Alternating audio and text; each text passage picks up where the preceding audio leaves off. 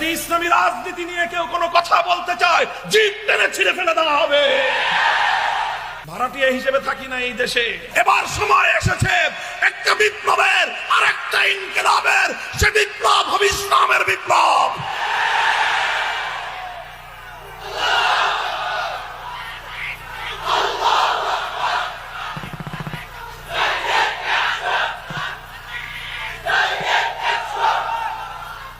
আলহামদুলিল্লাহ।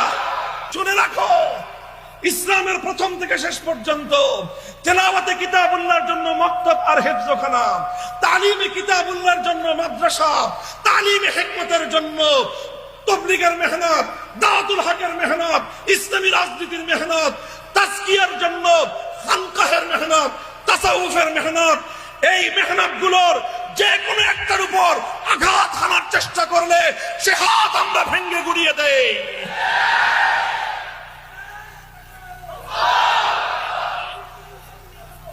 আমরা তার বিরুদ্ধে রুখে দাঁড়াই। ওলামায়ে কেরাম জাতির অতন্দ্র প্রহরী। কথা বলেন ঠিক না বেঠিক? দাওয়াত এবং তাবলীগে গন্ডগোল লাগছে, আলেমরা বলেছেন, আলেমরা সিদ্ধান্ত দিবে, ওলামায়ে কেরাম ফয়সালা করবে। কারো ইজারাদারিতে দাওয়াত এবং তাবলীগের মেহনত ছাড়া হবে না। যেখানেই সমস্যা তৈরি হবে সেখানে ওলামায়ে কেরাম সমাধান করবে। কথা বলেন ঠিক না বেঠিক? যদি ইসলামী রাজনীতি নিয়ে কেউ কোনো কথা বলতে চায়, জিভ টেনে ছিঁড়ে ফেলে দেওয়া হবে। ভাড়াটিয়া হিসেবে থাকি না এই দেশে।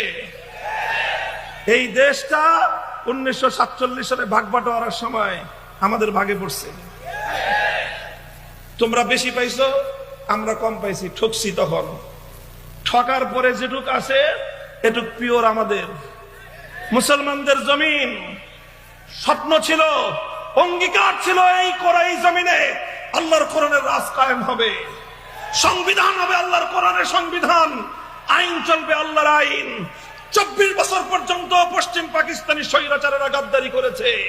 71 সাল থেকে 2024 সাল 54 বছর পর্যন্ত আমার বাংলাদেশের স্বদেশী শাসক গোষ্ঠী গাদ্দারি করেছে। 78 বছর পর্যন্ত বিশ্বাসঘাতকতা দেখেছি।